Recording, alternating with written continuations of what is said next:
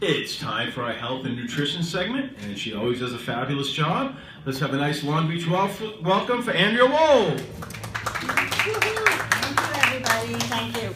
Tonight I'd like to talk about two women who have changed their lives. The first one, her name is Sheila Laurie Isaac. She was Newsday on February 7th. There's an article about her. She calls herself a late bloomer. She grew up in South Africa, and when she was a child, she hated sports, especially swimming and tennis. She called herself a non-athletic nerd. Well, at age 50, she was living on Long Island, and things changed. She was given a bicycle as a birthday present and was dared to enter a race with it. The race included swimming, biking, and a 6-mile run. She completed the race, earned a medal, and continued to compete. So now, fast forward, she's 78 years old. Her passion has taken her to places like Israel, Canada, New Zealand, where she continues to compete. Completing the race is more important to her than actually winning the race. In 2015, Sheila placed first in her age group in the USA Triathlon Sprint Nationals held in Milwaukee, and now she's preparing for her 200th triathlon. This is an amazing example of life that can be healthier and happier in any age. But now I'd like to share my story. It's a little similar. As far as back I remember, I always had a weight problem. I was always struggling. I grew up eating Hostess cupcakes, Burger King Whoppers, Hamburger Helper, and drinking Hawaiian Punch. At age 6, I started going to day camp, where I was bullied on the camp bus by other kids and even by my camp counselor. I was afraid to learn how to swim because I thought my fat belly would cause me to drown. In gym class, I was always the slowest runner, always picked last for team sports, and was terrified of gymnastics season. I used to make up reasons why I couldn't play gym and had to go to the nurse. Even as I got older and a little thinner, I was still bullied by the same people. But fast forward, I graduated high school, graduated college, I have an MBA in finance from Hofstra University, and I had several jobs in the business field. But while I was working in the business field as a medical biller, I took my first Zumba class, and I fell in love. I said, that is for me. I then went for my license, and I taught classes at night. Well, after Hurricane Sandy, I was laid off. I was approaching my 50th birthday, and when I got on the scale, I did not like what I saw. I was horrified. So I said, that's it. I have to take charge of my life. So after I was laid off from my job, I started teaching full-time. And let's say I'm a much happier person. I teach 19 classes a week. I just became a personal trainer, a health coach. I teach pilates, Zumba, and Pound. I've never been more happy in my life, and I like spreading the word on health and happiness. And if I can help you, please contact me. And here is my contact information. And thank you. Good job.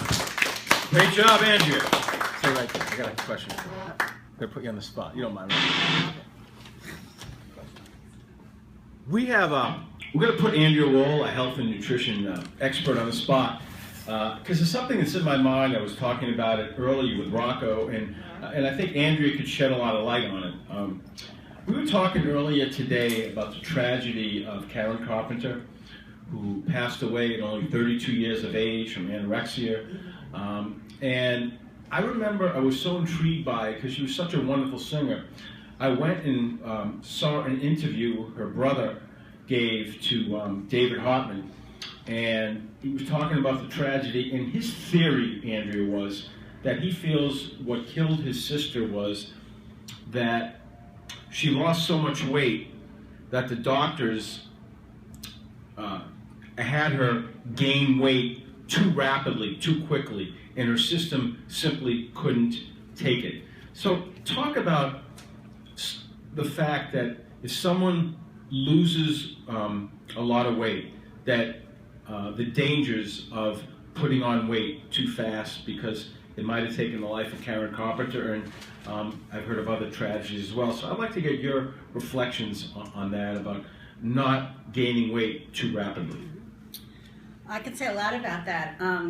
Actually, when I was 17, I went on a drastic diet.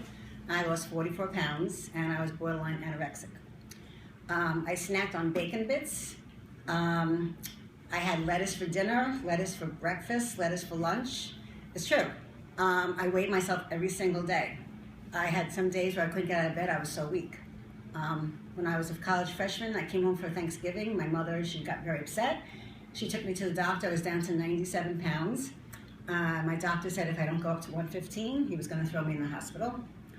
So my mother would feed me, and then I'd go back to college and I'd starve myself again. So in retrospect, I mean, years have gone by, I've learned what to do, I'm pretty much settled, but it does have a very bad effect on the heart. The heart doesn't know what to do. You have no food in your body, so the heart is working hard, but then you gain weight and it's more taxing on your heart. I know people in my personal life who have lost about 100 pounds, put it back on, have developed more diseases from it, and I've dropped it again. And I hope these people, learn to keep a normal weight and, keep exercising and just be happy with who you are. Self-image is a big part of this too, I have to say. Yeah, I mean, the drastic weight gain and loss, lose 100, gain 100, I just got to feel it's just very dangerous. It's very dangerous. It can cause other diseases. People could actually die from it, unfortunately, because your heart doesn't know what to do. Your body goes into panic mode.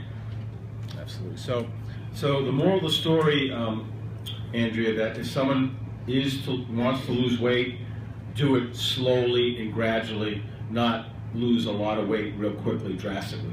And sensibly. I mean, don't expect to lose 10 pounds in 1 week. 1 to 2 pounds is the average weight loss per week. And I also recommend, for selfish reasons, to hire yourself a health coach, because they can tell you what to do and how to do it. Great job, Andrea, shedding some light on the great story, a great way to lose weight sensibly, and shedding some light on the tragedy of Karen Carpenter. And there's a lot of Karen Carpenters out there. Thank you, Andrea. Oh, you're very welcome.